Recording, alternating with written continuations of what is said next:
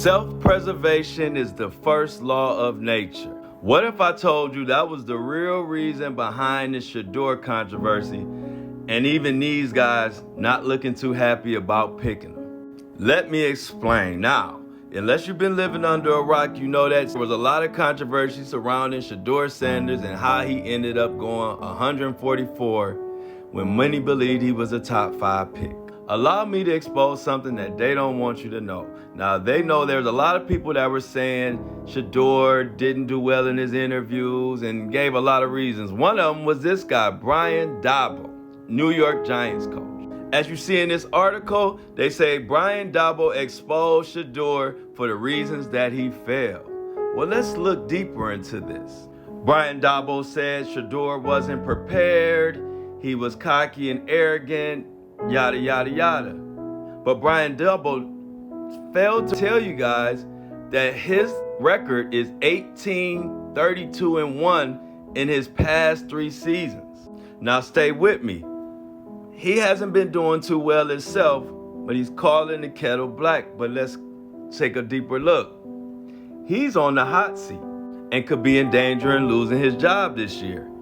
And that makes sense. And I'm gonna tell you why in a second. Because guess who else just happened to be on the hot seat this year? Coach Kevin Stefanski for my Cleveland Browns and GM Andrew Berry, who also have been called out for hesitating on picking Sheduer and looking like they weren't happy. This is them as he was announced. But let's look deeper.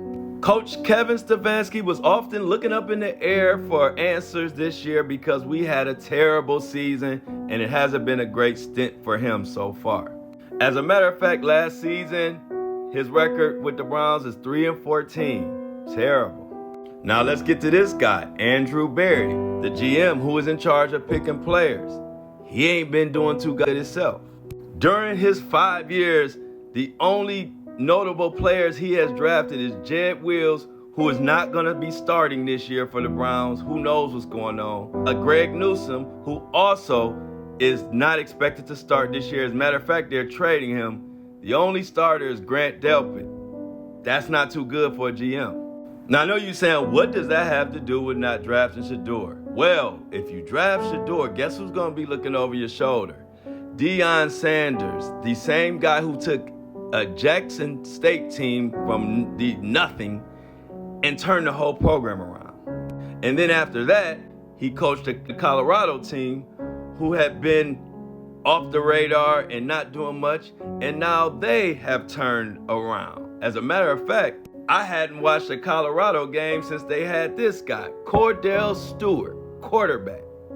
Many of you might remember him from the stinking Pittsburgh Steelers, and I'm just playing. You know I had to stay stinking because I'm a Browns fan. And when you add all that up, now you see where the self-preservation comes in.